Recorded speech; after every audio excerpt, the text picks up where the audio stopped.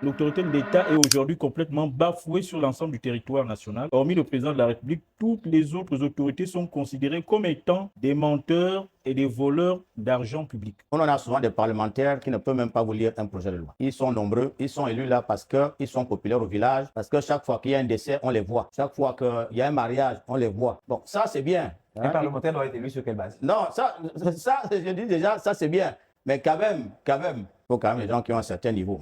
Mais nous, ce que nous avons constaté dans le passé, aujourd'hui, à part le président de la République, il y a encore un minimum de respect.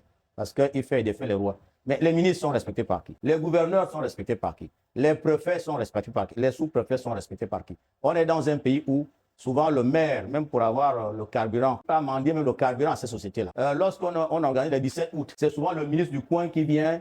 C'est comme si c'était lui la seule autorité, alors que ce n'est pas comme ça. Le patron de la province, c'est le gouverneur. Ce n'est pas quelqu'un à qui on va acheter un véhicule de manière épisodique parce que bon, le président vient et puis quand on achète ça, c'est un don du président, on vient présenter ça, on prend 50 voitures et puis on vous appelle, vous la télé, vous venez filmer ça comme si c'était quelque chose d'extraordinaire, quelque chose de magique pour le pays. Bon, des spectacles de ce genre, avec moi ça ne va pas exister. Vous dites que pour rétablir l'autorité de l'État, il faut faire usage de la force. Non, ce n'est pas, ce qu'il faut comprendre, c'est que pour restaurer l'autorité de l'État, il faut désigner les gens qui exercent l'autorité de l'État en fonction des capacités, en fonction de leur capacité à exercer ces responsabilités-là. Cela procède de leurs états de service, qu'est-ce qu'ils ont fait dans le passé. Parce que vous ici, si on vous prend un jeune qui arrive à peine de l'école de journalisme et puis il est bombardé comme ça parce que c'est le frère du président, des jeunes de la RTG, ça va vous tous vous démotiver. Et des choses comme ça, c'est légion dans ce pays. On voit bien des gens, quelqu'un soit à peine d'une école de magistrature, vous, ministre de la Justice, bon, vous venez commander les gens qui vous ont enseigné.